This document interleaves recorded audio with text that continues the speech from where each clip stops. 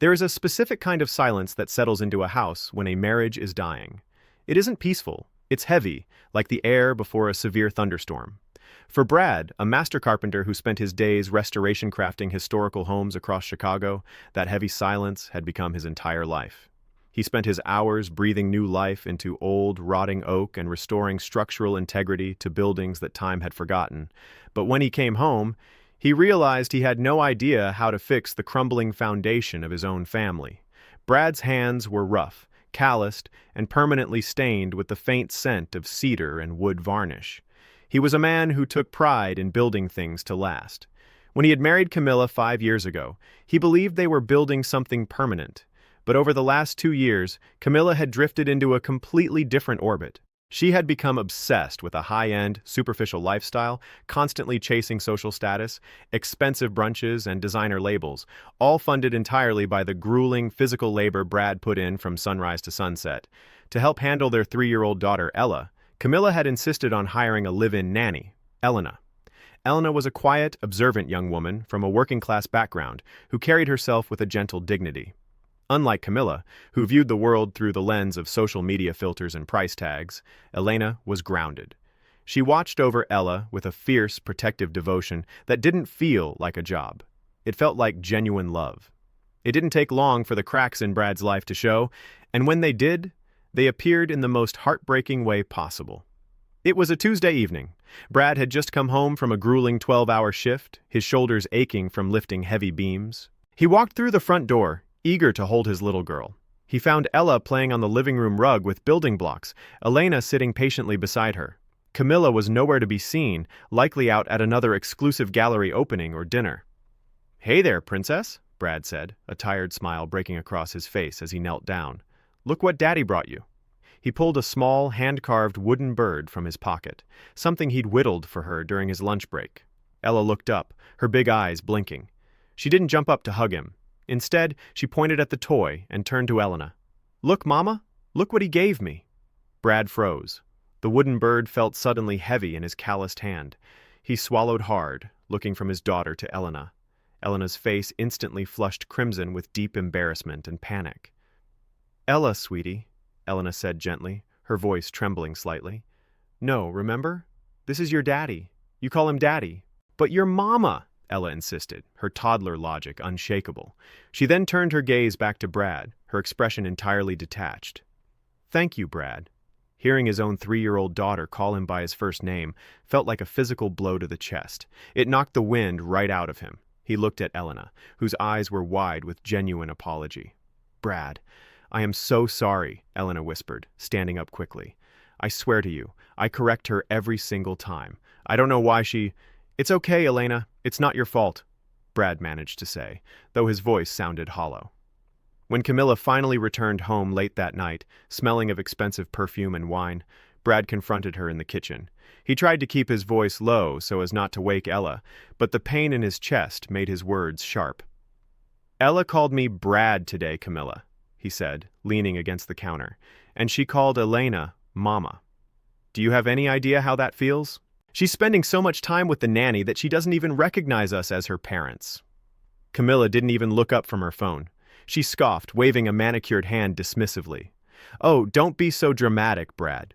You're just being paranoid because you work those ridiculous, exhausting hours. If you made more money doing something modern instead of playing with dirt and wood all day, maybe you'd be home more. Elena is just doing her job. Don't project your insecurities onto me." The gaslighting was seamless, delivered with a cold indifference that left Brad feeling completely isolated. He wanted to believe her. He wanted to believe it was just a phase, but deep down, a terrible gut feeling told him that the foundation of his life was about to split wide open. The shattering of Brad's world didn't happen gradually. It happened all at once on a rainy Friday afternoon.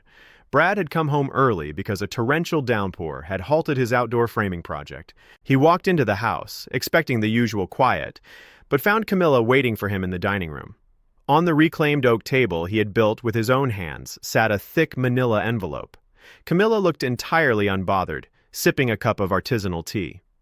"Sit down, Brad. We need to talk." Brad felt a cold dread pool in his stomach. He sat across from her. "What's this?" "Those are divorce papers," she said flatly, as if she were discussing a change in the weekly grocery list. "I've filed for divorce. We've grown apart, and frankly, I am tired of living a life limited by a carpenter's income. I want out." Brad stared at her, stunned into absolute silence. "Divorce? Camilla, what about Ella? What about our family?" "I am taking full custody of Ella, obviously," Camilla said, her tone sharpening. "And my lawyer has already drawn up the alimony and child support terms. You're going to pay for my apartment, my car, and my lifestyle. You built a pretty comfortable life for me, and I have no intention of downgrading just because we're not sleeping in the same bed." Brad let out a harsh, disbelieving laugh. "You want to divorce me, take my daughter, and expect me to fund your life? You want me to be your post-divorce sugar daddy? Are you insane? I work myself to the bone." Camilla leaned forward, her eyes narrowing into icy slits. "Listen to me very carefully, Brad. If you sign the papers and agree to the financial arrangement, I will let you see Ella on the weekends. If you fight me on this, if you try to dispute the alimony or drag this through court, I will make sure you never see her again. I will tell the judge you're unstable, that your job is dangerous, whatever it takes. Play ball, keep paying my bills, and you get to keep being a part-time dad. Refuse, and I'll erase you completely." The sheer audacity and cruelty of her threat left Brad suffocating. He realized in that moment that the woman he loved had never truly existed. She was a predator, and he was just the provider she was done with. Blinded by grief and looking for any shred of human decency, Brad went to work the next day acting like a ghost of himself. During his lunch break, he found himself sitting in a local diner with Nadia. Nadia was a project manager at a high-end architectural firm Brad frequently contracted for. For over a year, Brad had harbored a quiet, respectful crush on her. She was elegant, sharp, and seemed to appreciate his craftsmanship. In his state of absolute vulnerability, Brad broke down and confided in her. He told her about the divorce, the manipulation, and the crushing weight of what Camilla was demanding. As they walked out of the diner, Brad looked at Nadia, his heart exposed. "Nadia, I know this is a chaotic time, but honestly, talking to you is the only thing keeping me grounded right now. Would you want to get a coffee or dinner with me sometime? Just to get away from everything?" Nadia stopped walking. Her warm, professional demeanor instantly vanished, replaced by a look of sheer disgust. She stepped back, looking at his dusty work boots, his worn jeans, and the exhaustion etched into his face. "Are you serious, Brad?" Nadia said, her voice dropping into a cold, elitist register. "You're a mess. Your wife is divorcing you, your life is in shambles, and you're a blue-collar guy who works with his hands. I have an image to maintain. I would never be seen with someone like you, a man who can't even keep his own family together." She turned on her heel and walked away, leaving Brad standing alone on the sidewalk under the gray Chicago sky. It was a double betrayal. His wife had gutted his home, and the woman he respected had gutted his dignity. He felt entirely, utterly broken. 2 years passed, each day a grueling exercise in survival for Brad. The divorce had been finalized under the exact bitter terms Camilla had demanded. Brad, terrified of losing access to Ella, had signed the papers. He moved into a tiny, cramped one-bedroom apartment on the edge of the city. Nearly 80% of his income went directly into Camilla's bank account to pay for her luxury high-rise downtown, her designer clothes, and her lifestyle. Brad lived on ramen, coffee, and sheer willpower. He wore the same boots until the soles split, sacrificing everything just to ensure that every other weekend, he got to hold his daughter. Camilla had quickly moved on. She was now dating a man named Damien, a wealthy, arrogant fitness influencer and gym owner who wore expensive tailored suits and had hundreds of thousands of followers online. Damien was everything Brad wasn't: flashy, superficial, and loud. Whenever Brad went to drop off or pick up Ella, Camilla would barely look at him, and Damien would stand in the background, smirking. Because Brad was always working or exhausted, Ella's speech patterns hadn't changed. She still called him Brad, a habit Camilla actively encouraged to keep Brad feeling like an outsider in his own daughter's life. But everything changed on a bitter Sunday evening in November. Brad drove his rusted work truck to Camilla's luxury apartment building to pick up 5-year-old Ella for his weekend custody. He walked up to the apartment and knocked. Elena opened the door. The moment Brad looked at her, his instincts flagged that something was terribly wrong. Elena's eyes were bloodshot and puffy, as if she had been crying for hours. She looked terrified. "Elena, what's wrong?" Brad asked, his voice instantly dropping into a protective register. Before Elena could answer, Ella ran out from the hallway. She didn't run to Brad. She ran straight to Elena, burying her face in the nanny's skirt, sobbing quietly. Brad knelt down, his heart racing. "Ella? Sweetie, what's the matter?" He gently reached out to take her arm, but as he pulled back her winter coat sleeve, his blood turned to pure ice. There, stamped against the pale skin of his daughter's forearm, were deep, dark, purple bruises. They were clearly the shape of a large adult hand gripping her too tightly. "Who did this?" Brad roared, the raw, primal protective instinct of a father obliterating 2 years of suppressed exhaustion. He stood up, looking into the apartment. "Camilla! Who did this to my daughter?" Heavy footsteps echoed from the living room, and Damien stepped out. He was wearing a tight designer shirt, a gold chain gleaming against his chest. He looked at Brad's worn canvas work jacket and laughed, stepping right into Brad's personal space. Damien was taller, built like a professional athlete, and he used his size to tower over the carpenter. "Keep your voice down, peasant," Damien sneered, his face inches from Brad's. "Camilla is out at a spa day, and if you're talking about those little marks on her arm, the kid wouldn't stop crying while I was trying to film a live stream. I had to quiet her down. She needs discipline." Brad's fists clenched, his knuckles turning white. The urge to smash his calloused fist into Damien's arrogant face was almost overwhelming. Damien saw the rage in Brad's eyes and smirked, intentionally leaning in closer, taunting him to his face. "What are you going to do about it, Brad? Look at you. You're a broken-down carpenter. You couldn't keep your wife. You literally pay for the roof over my head right now, and your own kid doesn't even call you dad. You're absolutely nothing. You touch me, and I'll have my lawyers throw you in jail so fast you'll never see this kid again. Now take the brat and get out of my sight." Brad stood there, shaking with a volatile mix of fury and helplessness. He looked at Ella, who was trembling, clutching Elena's hand. He knew that if he threw a punch, Damien would win. The system would favor the wealthy influencer over the broke, blue-collar dad. With a burning fire in his chest, Brad looked Damien dead in the eye.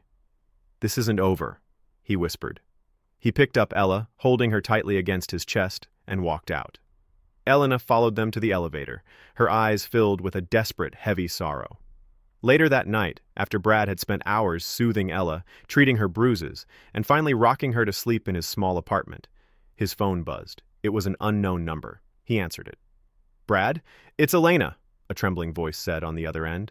"I'm outside your building. Please, I need to talk to you." Brad ran downstairs and found Elena standing under a street lamp, shivering in the cold November wind.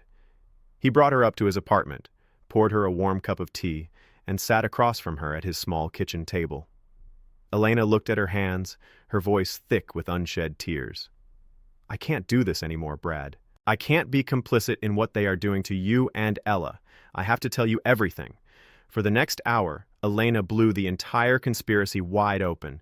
2 years ago, before the divorce, Camilla forced me to alienate Ella from you, Elena confessed, her voice cracking. "She told me that if I didn't encourage Ella to call me Mama and call you Brad, she would fire me, blackball me from the nanny agency, and make sure I was deported. I was terrified, so I complied. But it broke my heart every day because I saw how hard you worked for them. I saw how much you loved Ella." Elena then pulled a black USB flash drive from her purse and placed it on the table. "Camilla doesn't care about Ella," Elena said fiercely. "She leaves her alone for days to go on trips with Damien. And Damien is a monster. He is volatile and abusive when the cameras are off. Camilla knows, but she ignores it because he funds her lifestyle now too." Elena looked up at Brad, her eyes shining with absolute sincerity. "I've been secretly recording them, Brad. For the last 6 months, every time Damien yelled at Ella, every time Camilla neglected her, I recorded it. On this drive, there are videos, audio files, and text messages proving everything.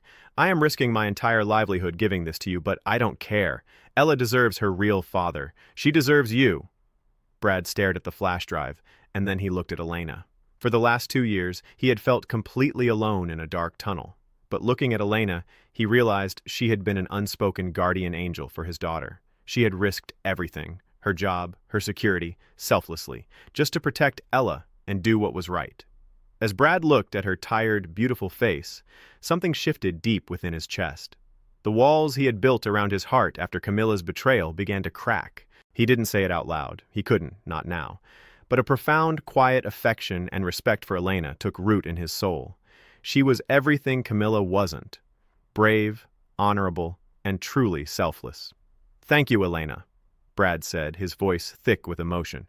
"You have no idea what you've just done for us." Brad didn't let his emotions cloud his judgment. He didn't storm Damien's gym.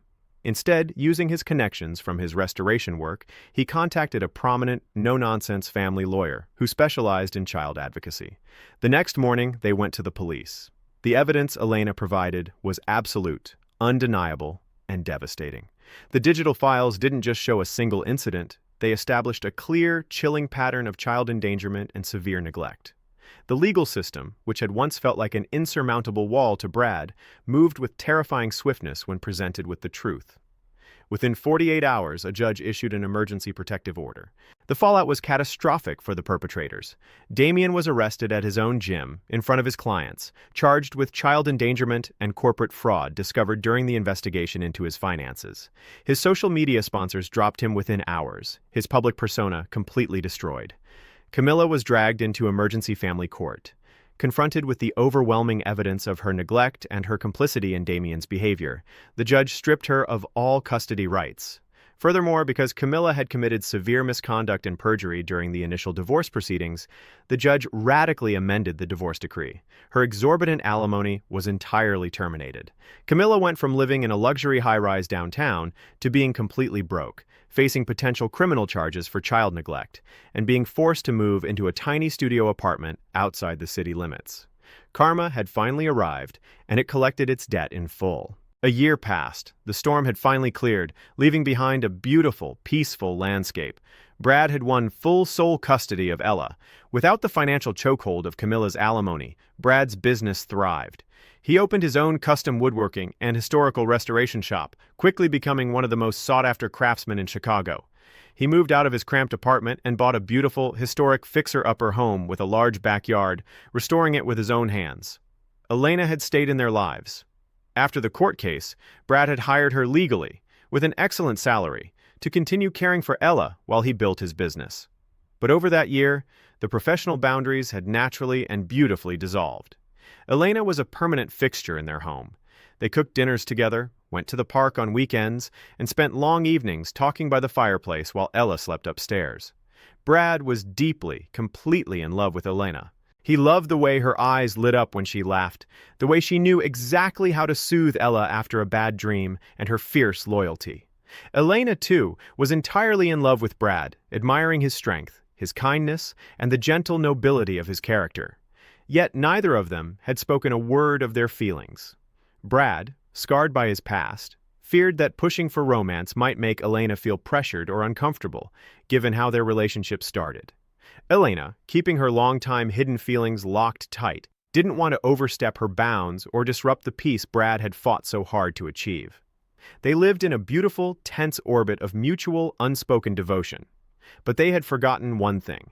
5-year-old Ella was incredibly observant. It was a cozy Sunday evening in December. A soft snow was falling outside the tall windows of the restored living room. Brad was sitting on the floor, conditioning a piece of walnut wood, while Elena sat on the sofa, knitting a winter scarf for Ella. Ella was spread out on the rug, furiously coloring a drawing with her crayons.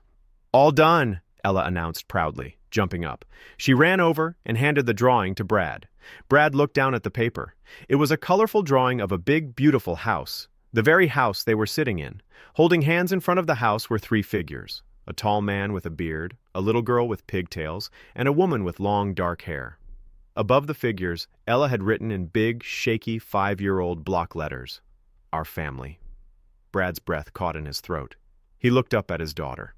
Over the past year, with routine, love, and safety, Ella had completely stopped calling him Brad. She had healed. "It's beautiful, Princess," Brad said softly, his voice tracing a line of emotion. Ella turned her big eyes from Brad to Elena, and then back again. With the pure, unadulterated wisdom that only a child possesses, she looked at them both and asked, "Daddy, why doesn't Elena have the same last name as us? She loves you, and you love her. I see how you look at her when she's not looking." Elena's knitting needles froze. Her face flushed, her breath catching as she looked at Ella, and then slowly met Brad's gaze. Ella stepped forward, taking Elena's hand and pulling her down to the floor next to Brad. I want Elena to be my real mama forever. Daddy, can we please ask her to stay with us always? The room fell into an absolute, breathless silence. The only sound was the crackling of the fireplace. Brad looked at Elena. The unspoken barrier that had kept them apart for a year vanished in an instant under the innocent gaze of his daughter. He reached out, his rough, calloused hand gently covering Elena's trembling fingers. "Elena," Brad said, his voice deep and steady, filled with a raw honesty, "Ella is right. I've been keeping a secret for a long time. I fell in love with you the night you brought that flash drive to my apartment. I fell in love with your heart, your courage, and your soul. I didn't say anything because I didn't want to rush you or scare you, but I don't want to live another day without you knowing that you are my entire world." Tears spilled over Elena's eyelashes, shining in the firelight. A beautiful, radiant smile broke across her face. "Oh, Brad, I've been keeping the same secret. I've loved you since the very first month I started working for your family, watching how much you cared, how much you sacrificed. I loved you silently, never thinking I'd ever be allowed to tell you." Brad smiled, a tear of pure relief slipping down his own cheek. He reached into his pocket, where he had been secretly carrying a small handmade wooden ring box for the past 3 months, waiting for the right moment. He opened the box, revealing a classic, elegant diamond ring. "Elena, will you make us the happiest dad and daughter in the world? Will you marry me?" Brad asked.